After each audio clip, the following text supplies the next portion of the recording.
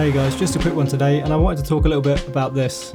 It's the 25mm 1.8. It's a 7 Artisans lens. It was only about £79 when it came out. And yeah, I just picked it up, took it with me on a couple of shoots recently, and I've had a lot of fun with it. I think it's a great little lens for 70 quid. So 25mm on a crop sensor camera like this one is roughly equivalent to a 37.5mm. So it's a slightly odd focal length, but for the most part it just looks like a 35. But naturally that makes it quite a versatile lens. It's good for people, it's good for landscapes, and it's good for little detail shots. It opens up to 1.8 and it closes down right to f16. It's got a 12-bladed aperture, so the bokeh is relatively round and kind of visually appealing, but I'll talk about that a bit more in a minute. Filter thread size, it's 46mm, so pretty small. But the whole lens, as you can see, is just super small, which makes it great for travel or just thrown in a bag. It's a sort of, it feels like a free win taking it with you. It's also got a completely clickless aperture, which is nice for people like me who love shooting video on lenses like this. So talking about image quality, at 1.8 it is actually surprisingly sharp in the centre of the frame, but the more you move away from the centre of the frame, the softer and softer it gets. And it almost has this smeary blur. It's a really odd effect on the edges. It's almost a vintage lens look, and I think that's down to its, well, frankly cheap design. The focus fall off is surprisingly nice, and for a lens that's so flawed, you can get some seriously nice subject separation in your frame. In some ways the kind of weird muddy edges help isolate your subject in the frame. Obviously it's not for everyone, but wide open it's quite an intense look. It's not as extreme as, say, the 35mm 1.2 by 7 Artisans. That thing looks weird on the edges, like super weird. But it's kind of that to a lesser degree, to a more widely usable degree, I guess. But it's a character I kind of like. Flaring on this lens isn't handled in a way that I guess most people consider well.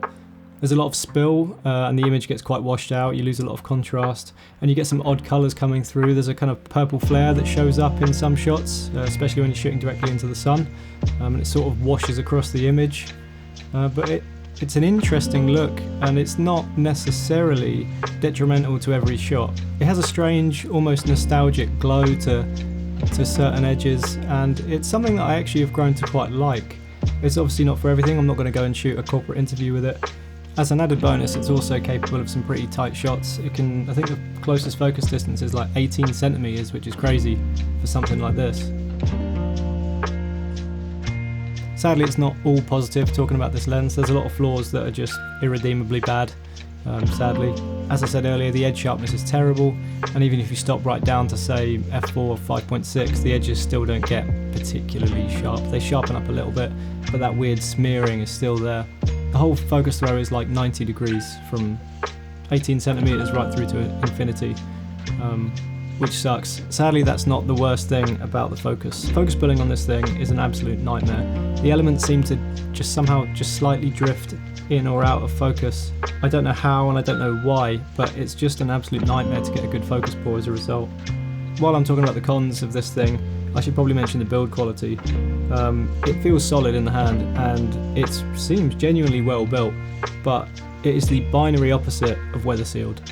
I can already see dust, hairs, random fibres in various elements of the lens. I think there's just a lot of moving parts that aren't remotely sealed, so that's just something to be aware of.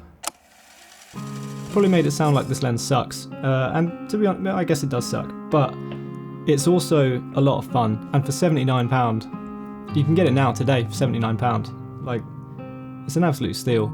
All of its imperfections, for the most part, you know, mechanically it's annoying to shoot with, yeah, but there's a trade-off in that it's a lot of fun to shoot with, and the images you get as a result with, you know, weird flares, weird character. I don't know, I think it's quite desirable, but you know, for those of you on a budget or just want something to play with, I can't help but recommend it. Anyway, cheers for watching. Yeah, take it easy.